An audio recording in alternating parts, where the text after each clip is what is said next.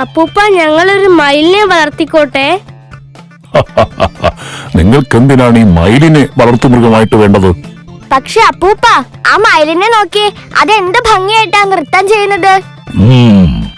നിങ്ങൾ വിചാരിക്കുന്നത് ഈ മയില് വീട്ടിലും ഇങ്ങനെ നൃത്തം കളിക്കുമെന്നാണോ കുട്ടികളെ? പിന്നല്ലാതെ.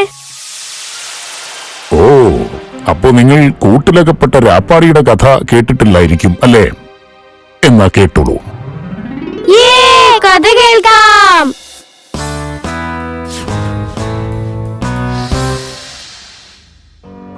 പണ്ടൊരു കാട്ടിൽ ഒരു രാപ്പാടി ജീവിച്ചിരുന്നു. ഒരു ജീവിയും ആ കാട്ടിൽ രാപ്പാടിയെ കണ്ടിട്ടില്ലായിരുന്നു. പക്ഷേ എല്ലാ രാത്രികളിലും രാപ്പാടിയുടെ പാട്ട് എല്ലാവർക്കും കേൾക്കാമായിരുന്നു.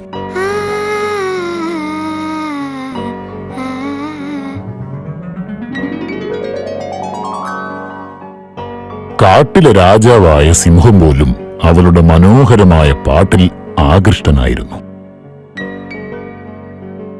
ഓ, എന്തു മനോഹരമായ ശബ്ദമാണ് ഈ കിളിയുടേത്. ശരിക്കും പക്ഷികളുടെ രാജാവ്.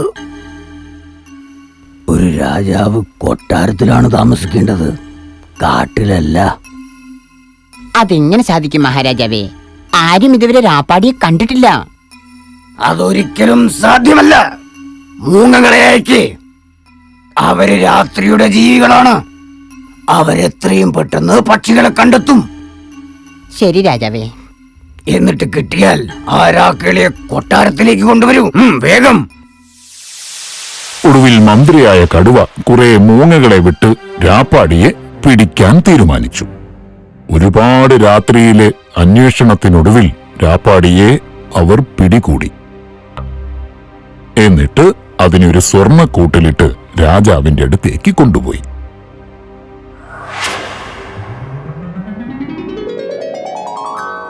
മൃഗങ്ങളെ, ഇന്നു തൊട്ട് ഈ പക്ഷി നമ്മുടെ കൊട്ടാരത്തിൽ നിന്നും പാടുന്നതായിരിക്കും.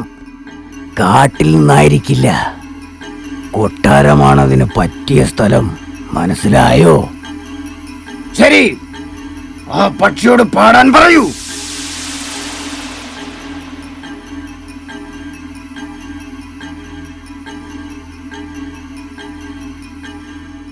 പക്ഷേ പാടേ.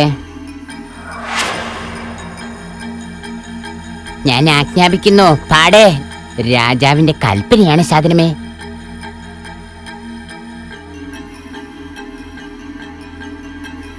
പക്ഷേ നീ പാടിയില്ലെങ്കിലേ നിന്നെ ഞാൻ ശിക്ഷിക്കും.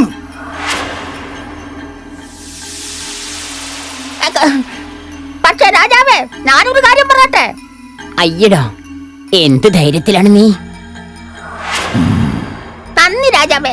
ഞാൻ ഒരുപാട് കാലമായി ഈ കാട്ടിൽ താമസിക്കുന്നു. എനിക്കറിയാം, ഓരോ മൃഗങ്ങൾക്കും അവരുടേതായിട്ടുള്ള കഴിവുകൾ പ്രകടിപ്പിക്കണമെങ്കിൽ അവരുടെ ചുറ്റുപാടും അവർക്കനുകൂലമായിരിക്കണം. എന്നാൽ മാത്രമേ അവർക്കതിന് സാധിക്കൂ. ഇതൊരു ധിക്കാരമോ അനുസരണക്കേടോ ആയിട്ട് കാണരുത്. ഇത് അവരുടെ സ്വഭാവവും പ്രകൃതവുമാണ്. നീ എന്താ പറയാൻ ശ്രമിക്കുന്നത്? ഈ രാപ്പാടിക്ക് പാടാൻ പറ്റില്ല. കാരണം അതൊരു കൂട്ടിലാണ്. അതിനെ വേഗം കാട്ടിലേക്ക് തുറന്നുവിട്, അപ്പോൾ അത് പാടുന്നതാണ്.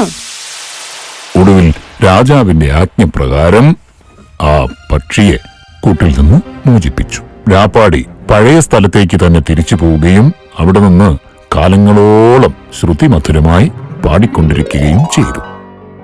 അപ്പോൾ നിങ്ങൾക്ക് മനസ്സിലായില്ലേ, ഒരു കലാകാരന്റെ സ്വാതന്ത്ര്യത്തിൽ നമ്മൾ ആരും ഇടപെടാൻ പാടില്ല. ശരി അപ്പൂപ്പ, എനിക്ക് മയിലിന്റെ നൃത്തം കാണണമെന്ന് തോന്നുമ്പോഴൊക്കെ ഞാൻ ഇങ്ങോട്ട് വന്നേക്കാം. നമുക്ക് അടുത്ത ആഴ്ച ഒന്നും കൂടെ വരാൻ പറ്റുമോ?